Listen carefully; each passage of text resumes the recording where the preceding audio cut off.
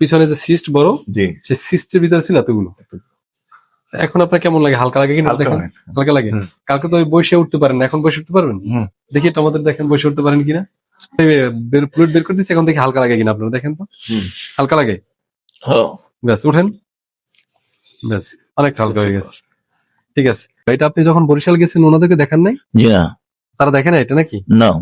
আচ্ছা, আমি তো দেখলাম যে এই হাঁটুর পিছনে অনেক ফুলা, প্লাস হচ্ছে আলট্রাসোনোগ্রাম করে দেখি ভিতরে পানি জমে আছে। এটা সিস্ট বলি আমরা, বেকার সিস্ট বলা হয় এটাকে। হ্যাঁ, কতদিন যাবত টের পাইলেন এইটা? প্রায় 2 বছর 3 বছর হয়ে 2 গেল। বছর যাবত কাউকে দেখান নাই? না। আচ্ছা, এখন আমি যেটা করব, এটাকে আমি এখন ভিতর থেকে ফ্লুইডটা বের করে দিব। হ্যাঁ, হ্যাঁ দেখেন ভিতরে কি পরিমাণ ফ্লুইড আছে, আমি বের করে দিচ্ছি, তারপর ইনশাল্লাহ ফ্রি হয়ে যাবে।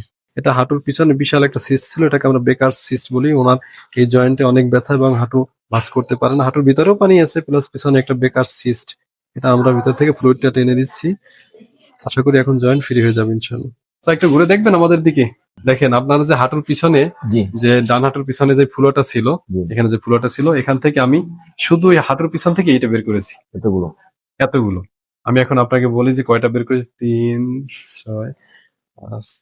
এখানে আমরা বের করেছি হলো 90 সিসির মতো। হ্যাঁ, 90 সিসি ফ্লুইড এই আপনার হাঁটুর পিছনে যে ফুল যাবে। আর এখনো হাঁটুর ভিতরে আরো কিছু ফ্লুইড আছে, সেটাও বের করে দিব অন্য হাঁটুর। এরপর আপনি সুস্থ হয়ে যাবেন। 2 হাঁটুর মাঝখানে জয়েন্টের ভিতরে ছিল এটা, মানে আপনার জয়েন্টের ভিতরেও ফ্লুইড ছিল, আবার পিছনে বড় সিস্ট।